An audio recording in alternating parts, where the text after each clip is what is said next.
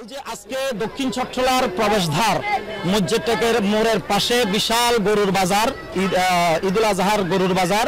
এই বাজারকে প্রাণবদ্ধ করার জন্য, আকর্ষিত করার জন্য, মানুষকে দৃষ্টিনন্দন করে তোলার জন্য, ইসলামের একটা সংস্কৃতিকে একটু প্রমোট করার জন্য এই যে মরুর জাহাজ উটগুলো যারা আনলেন বাজার কমিটিকে আমরা দর্শনার্থী হিসেবে, পাবলিক হিসেবে ধন্যবাদ জ্ঞাপন করছি। অনেক বড় বড় গরু আছে এবং উট আছে।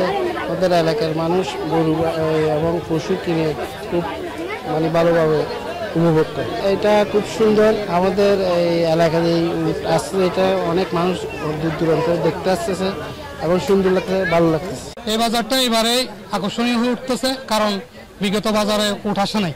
হ্যাঁ, এবারে উট আসতেছে এবং দূর দূরান্ত থেকে গ্রাহকরা উৎসুক জনতা দেখতে আসছে। ওই সুবাদে এই বাজারটা এবার একটা আকর্ষণীয় হয়ে ওঠার সম্ভাবনা দেখা যাচ্ছে।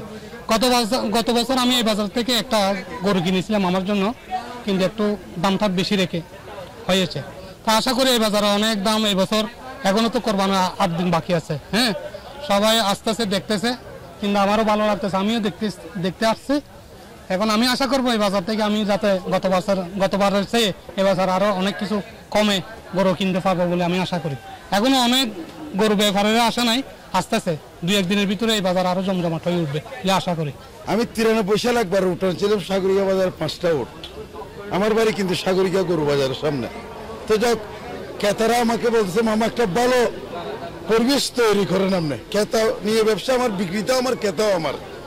তো যাক, আমি সুন্দরভাবে ভালো জায়গায় একটা গাছগাছালিয়া আছে, ঠান্ডা লাগবে গরু, সেই জন্য সিরিয়া আবাসিক মাঠ এটা আমাকে কর্ণফুলী থানার মানুষ আমাকে ডাকিয়েছে, মামা এখানে বাজার আপনি করেন। তো আমি কর্ণফুলী বাজারকে 1 নম্বর করবো বলে বলছি।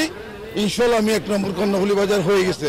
2016 সাল থেকে এখানে আমি বাজার করতেছি। আমার চট্টগ্রামবাসী আমাকে যথেষ্ট উপহার দেয়। আমি উত্তরবঙ্গ ডিগলাতে চট্টগ্রাম একবার মামার বাজারে গরু আগে বিক্রি হবে। এখানে প্রচুর জায়গা আছে। চাহিদা উঠে 4টা উঠছিল, একটা বিক্রি হয়ে গেছে 27 লক্ষ টাকা, আর 3টা আসবে ইনশাল্লাহ।